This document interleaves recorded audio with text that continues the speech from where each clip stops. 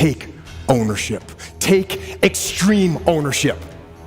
Don't make excuses. Don't blame any other person or any other thing.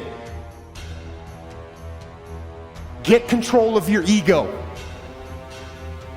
Don't hide your delicate pride from the truth. Take ownership of everything in your world, the good and the bad. Take ownership of your mistakes, take ownership of your shortfalls, take ownership of your problems, and then take ownership of the solutions that will get those problems solved. Take ownership of your mission. Take ownership of your job, of your team, of your future, and take ownership of your life. And lead. Lead. Lead yourself and your team and the people in your life. Lead them all to victory.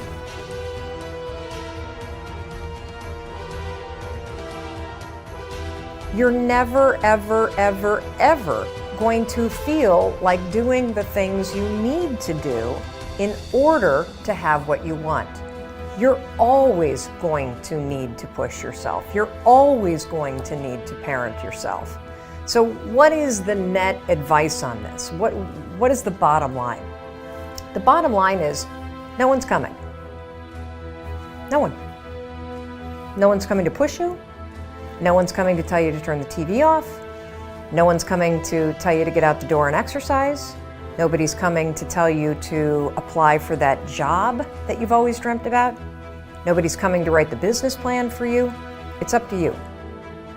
And because you're only ever going to do the things that you feel like doing right now or that feel good right now, unless you understand that you've got to parent yourself, you got to push yourself, you're not going to make your dreams come true.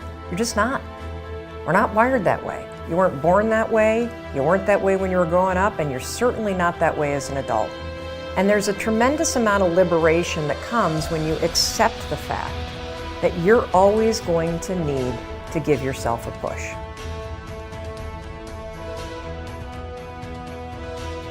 One of the things I have realized, and many of us have, that if you want something out of life, if you want to change yourself, if you want to acquire something, if there's some goal that you want to reach, that is really not easy as some people will make us feel.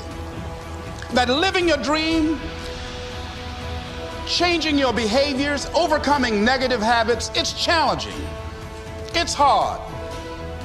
That living alone is just very difficult. And once we begin to come to grips with the fact that living is difficult, life is very challenging. So how do we begin to nurture that hunger? What are the characteristics or the qualities of people that are hungry? What will it take for me to get some of the things that I want? And being hungry for those things, number one, you've got to work on yourself. It's very important that you engage in an ongoing process to develop you. Spend more time on yourself than what you've been spending. It's very important. You owe that to yourself. Many of us never realize our greatness because we become sidetracked by secondary activity. We spread ourselves too thin, don't know how to say no. And we find ourselves doing all kinds of things and never ever have time to do those things that we need to do to work on ourselves. And then there goes a second, there goes another second, there goes another second, and we can't stop and hold time. And before you know it, you wake up one day and you're behind on your dreams and your bills. So decide that you're going to take some time to work on you, that you deserve that from yourself, that your life deserves some prime time because you are creating your own production. You are the star of your show. You are the director. You're writing the script. And you will determine whether your life is